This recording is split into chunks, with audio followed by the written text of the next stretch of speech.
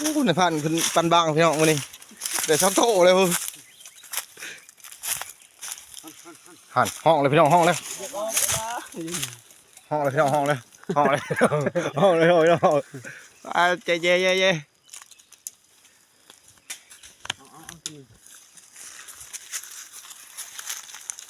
เฮ้ยหลุมใหญ่ไปดิอู้มาเลี้ยงเลย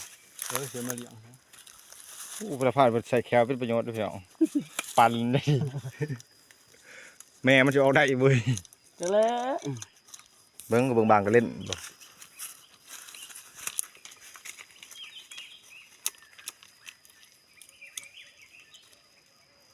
บางพูงบางก็เล่นมัดใหญ่มาแล้วนี่เอาเบิ้งพันเบิ้งจะเพิ่มพันทำหนึ่งพันไปดิเดี๋ยวออกแล้วแมว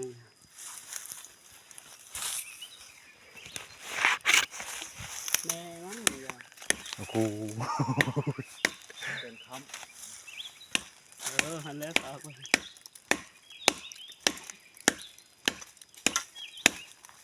นี่นั่นอย่างเนาะแมวได้เว้ยได้แล้ว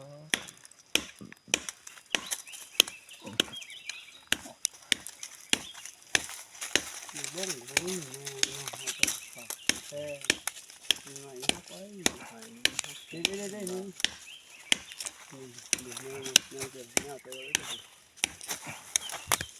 นกมากเลยห้องเอาลูกกระต้อมเนาะในบ้านเจ้าโตบลอดเลยเวลาคนโตห่อแห้งเลย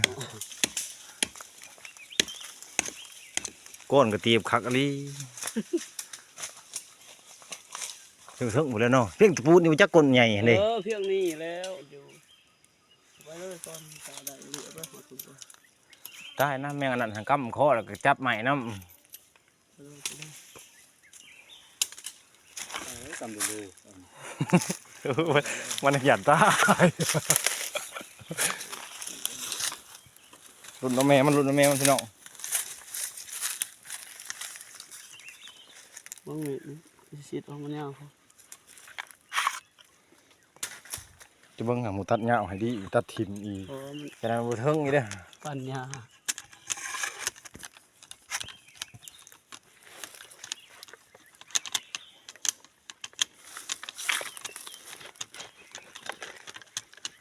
จะใช้ระเบิดโคตรนะโคตรบุแล้วจะไปทางถึงตามันก็คดแล้วใช้เลยตัวห่อคือมันนี้ตัวนี้จะผลิตขึ้นไปต้องอย่างนี้ทางถือมันกี้บางนี่เนาะกินมะเขือนี่เนาะแม่นตกปัก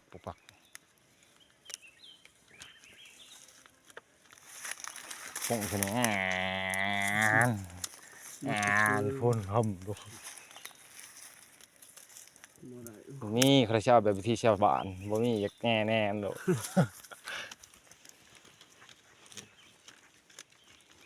ตัดออกเอ้ยมันอยู่ใช้เลยโค่นแล้วมันลงลุมหรือเปล่า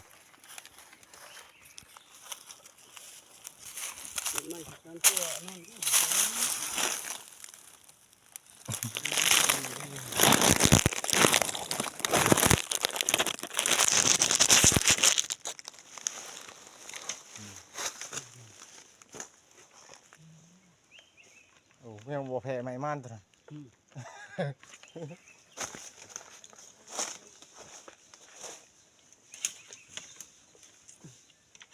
แม่นี่ไปได้เลยป่ะแม่นี่ไปได้ป่ะเป็นทางเว้ยเป็นเงี้ยเอาเรื่องนี้เลย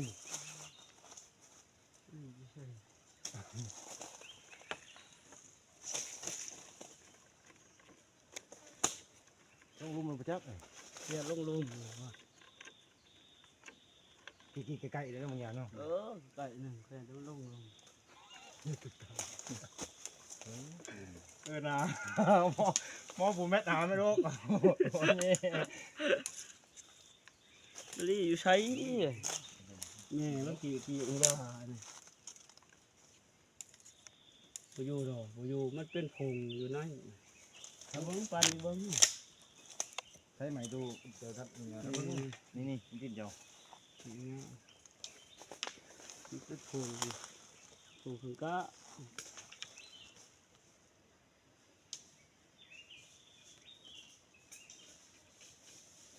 แม่มันจะ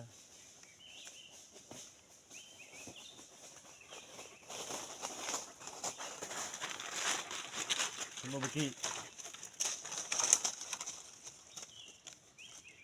คืออ่อนๆเนี่ยฮะอยู่ไกลๆนี่บ่เกาะ อูดออกบ่อูดเลยตายมันต้องลงปันเอา อันเท่าไหร่ ปั้นดีที่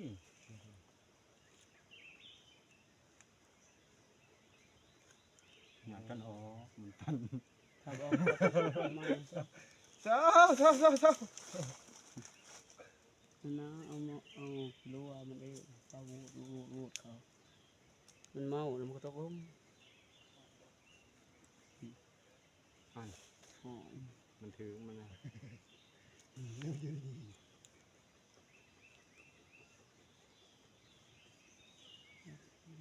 น้ำใส่ หันกินโลดบัดหัน น้ำให้ได้กินแล้วเขา เกาะนะ แลกเข้าแล้วปั้นปุ๊บ เอาเนื้อว่าเนื้อควรเนื้อจอนเฮ้ยว่าเนื้อควรเด้อ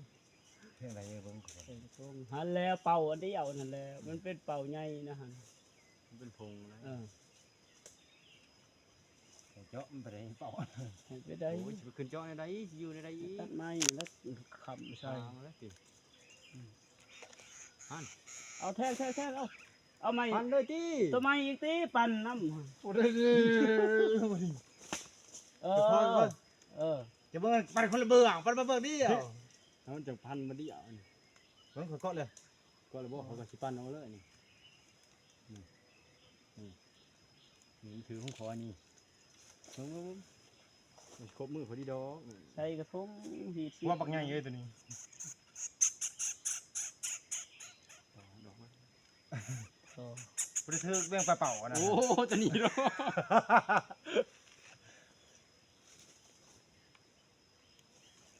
เอาควรที่โม่ เบิ่งนะ ผมจะออกแล้วปั่นเลอะ นี่นะไก่ๆนะแทนที่จะหัวนี่ แท่งเขาแท่งเอาปั่นเอา ว้าวใส่หอนดิเด้อ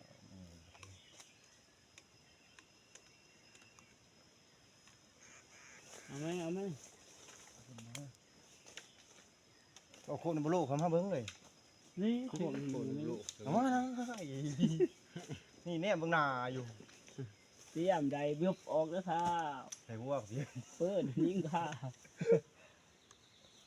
เห็นบ่ บ่เห็นเลย บ่นานี่คุกมุกมานั่ง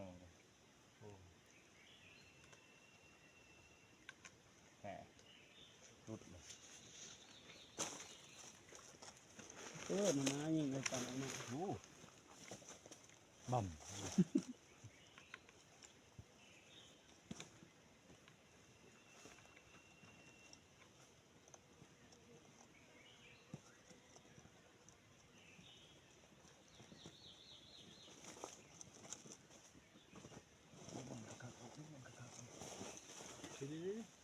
นี่ติดแล้ว แหม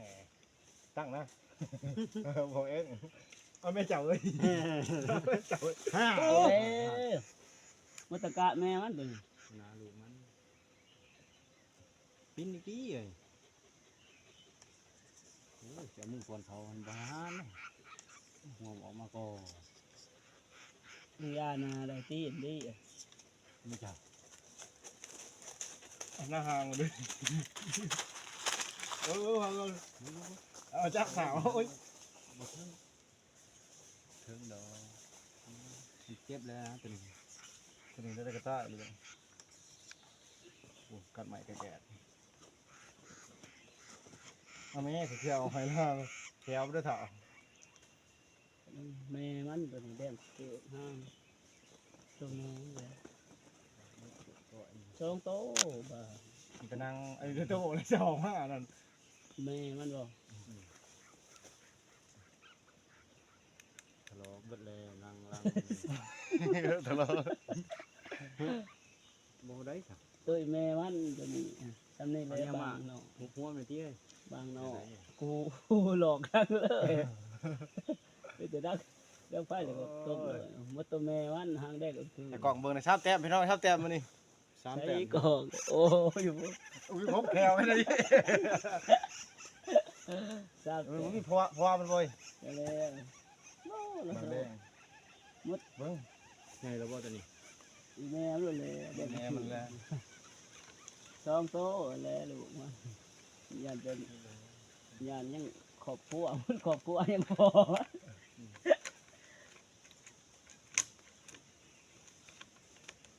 มันก็นี่แหละปบขึ้น เลิกบ่ แม่ทุก แต่ใช้มัดโลดมัดยุ่มโลด ครบมือกันได้เลย ขาวตัวนี้นะ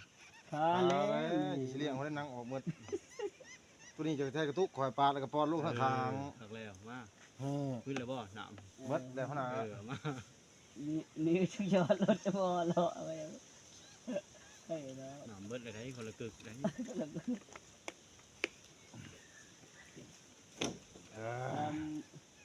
ตามขอบครัวโอ้ขี่คมเด้อ มาที ขี่คม ไปพูดแล้วจะอยู่นี่เด้อพ่อ เอาไปก็ได้ตัวแม่โอ้จนคนปั้น ชาบแต้มพี่น้องบางแดง สุขชีวาเลยตาทำมุมนี่ก็วิทย์ยังบ่วิทย์ยังบ่ลง